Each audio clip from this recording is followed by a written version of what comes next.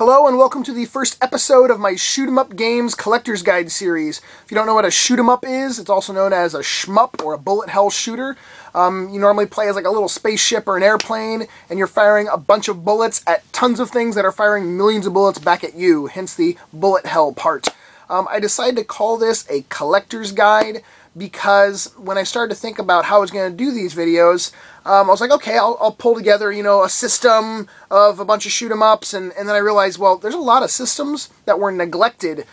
Some might only have like one or two shmups on them at all, so that really wouldn't have worked out. So instead, I'm pulling together multiple systems at a time, calling it a collector's guide. That way, there's more than like 2 or 3 games in each episode. Now, my first memories of playing shoot 'em ups was like at bowling alley arcades or at the movie theater. And if they had a couple arcade units, if my parents would ever give me quarters to go play some games, I would always go over to the nearest shoot 'em up machine and just dump all of them in there. It was something about the flashy colors and lights and how much was going on the screen that drew me to them. I love anything that has just a variety of cool monsters or ships or something, and those type of games, it's just, each level you're just going through waves and waves and waves of so many different looking creatures or ships. So I've been a really big fan ever since, and I figured I could share my enthusiasm with you guys. Maybe you'll find some games that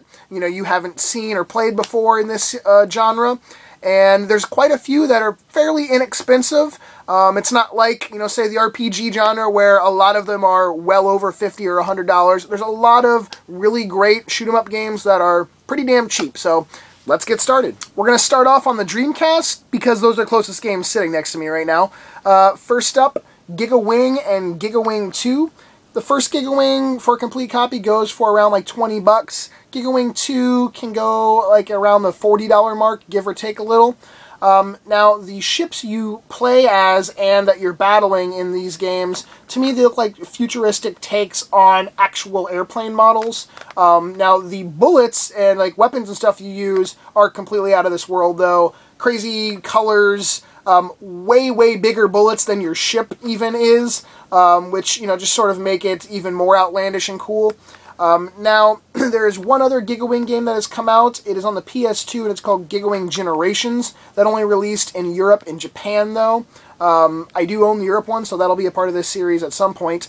Now, I highly recommend checking these out because they're decent price points, and they're definitely highly regarded shoot 'em up games on the Dreamcast. The only other Dreamcast title I have to show is Bango.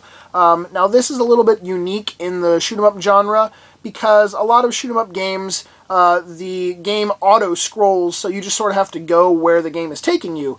In Bango, you're a little robot. You get to control and kind of free roam around the level, sometimes shooting more bullets than the enemies are shooting at you and just exploding tons of things to get through other areas. Now this game right now goes for around like the $20 mark, maybe a little bit more, but you can get a sealed one, at least as of recently, for like $30 to $40 at the most. So it's fairly common apparently to find it sealed, at least right now for some reason. There are a few other Bango games that have been released. There's only technically 2 other ones that came out in America. One is an Xbox Live exclusive called Bango HD Missile Fury. And then there is a DS game called Bango Spirits. And then one that never made it to America, which came out just in Japan, which I'm going to butcher probably the pronunciation, but it's, I think, Bakuretsu Muteki Bango. Yeah, that was only on the N64 in Japan. But I recommend this one for maybe you're not into the auto-scrolling like a lot of the games are in this genre. So maybe, free roam will give you a little bit more, of like a push into maybe checking this game out. We move on now to the PSP, and the first game on that system is Gradius Collection. Now this has the first 4 numbered Gradius titles and Gradius Gaiden on it, so you get 5 complete games.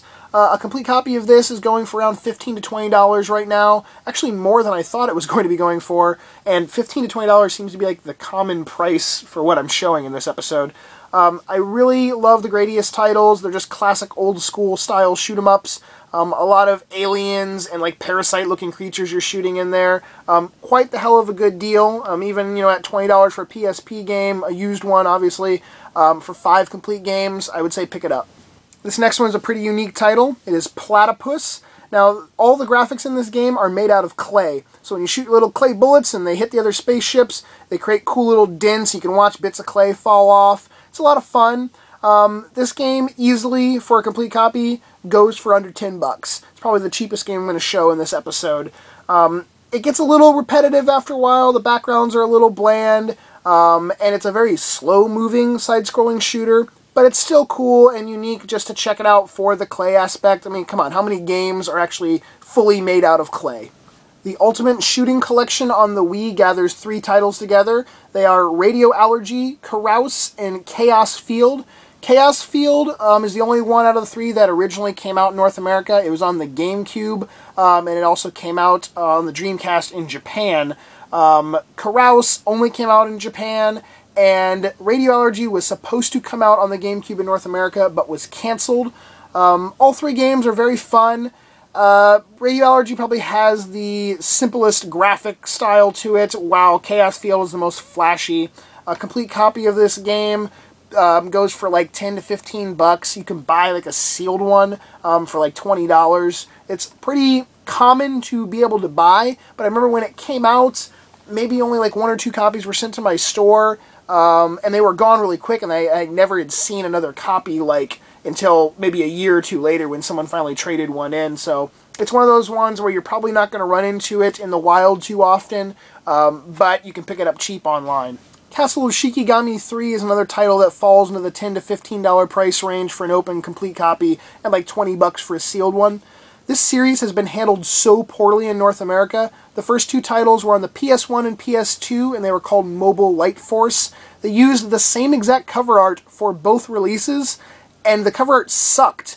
It was like this really Americanized Charlie's Angels looking action scene with these 3 women.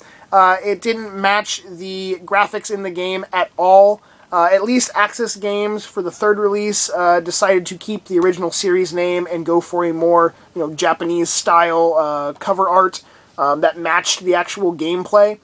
Now, you play not as a little spaceship or an airplane, but as an actual like human character that flies around and shoots like the bullets or magic out of their own body.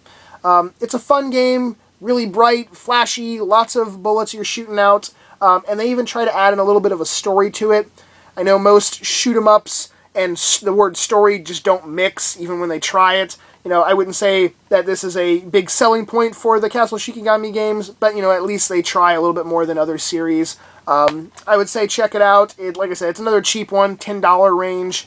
Thank you for checking out episode 1 of my Shoot 'em Up series. Part 2 of RPGs on the PS1 will be coming up very soon, so keep an eye out for that. And if you haven't seen part 1 yet, please go check it out.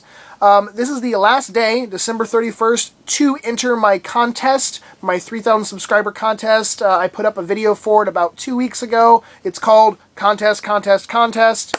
If you have no idea what I'm talking about, please go check it out. Enter. It's very, very simple. If you already have, thank you very much. The video has over 1,000 views, tons of entries. That is kick-ass. I will announce the winner on January 2nd, so keep an eye out for that, and I will talk to you all later. Peace!